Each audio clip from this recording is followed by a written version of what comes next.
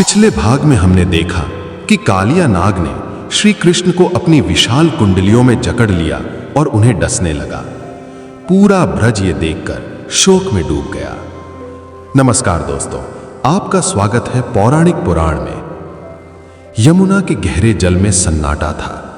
कालिया नाग ने भगवान को अपनी विशाल कुंडलियों में जकड़ रखा था, लेकिन आश्चर्य की बात यह थी कि अनंत शक्तिमान श्री कृष्ण ने खुद को छुड़ाने का कोई प्रयास नहीं किया। श्रीमद् भागवत में शुकदेव गोस्वामी कहते हैं, तमन्यस्थताम आत्मन्य मानुष भावम।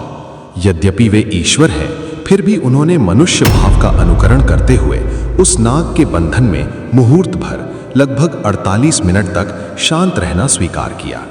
भगवान निश्चल हो गए। तट पर खड़ी गायों, बैलों और बछड़ों की दशा देखिए। गावो वृषा वत्सतरः क्रंदन्त्यः। वे सब कृष्ण की ओर टकटकी लगाए देख रहे थे। उनकी आंखों से आंसू बह रहे थे। वे भयभीत होकर रंभा रहे थे, मानो कह रहे हों, हे गोविंद, तुम बाहर क्यों नहीं आते। उधर वृंदावन में जहां नंद बाबा और यशोदा मैया थे, अचानक महा उत्पात होने लगे। भूमि चाल, धरती बिना कारण कांपने लगी। उल्कापात, आकाश से तारे टूटकर गिरने लगे।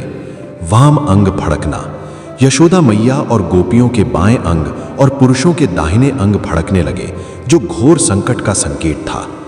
यशोदा मैया का हृदय जोर से धड़का। मेरे लाला पर कोई विपत्ति आई है, वो बिना दाऊ के अकेला गया है। उधर बरसाना में राधा रानी की अवस्था समाधि जैसी हो गई।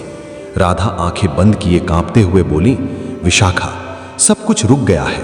हवा रुक गई है, यमुना का प्रवाह रुक गया है, और मेरे हृदय की धड़कन भी, मेरा प्राण कहीं बंद गया है। विशाखा ने पूछा, राधे, तुम इतनी पीली क्यों पड़ गई हो। राधा ने उत्तर दिया, क्योंकि मेरा श्याम संकट में है। नागपाश ने उसे नहीं, मेरे प्राणों को बांधा है। नंद बाबा, यशोदा मैया और सारे गोकुलवासी पागलों की तरह यमुना की ओर दौड़े। वे केवल कृष्ण के नन्हे चरणों के निशान देख रहे थे, जो यमुना तक जा रहे थे।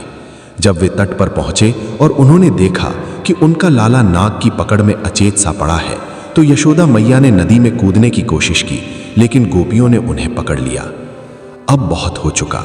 मां का रोना और ब्रजवासियों का दुख देखकर अब कन्हैया और सहन नहीं करेंगे। अब समय आ गया है विस्तार का। क्या कालिया नाग कन्हैया के बढ़ते शरीर को संभाल पाएगा? अपनी राय हमें नीचे कमेंट्स में जरूर बताएं और पौराणिक पुराण चैनल को सब्सक्राइब करना ना भूलें। मिलते हैं कहानी के अगले भाग में।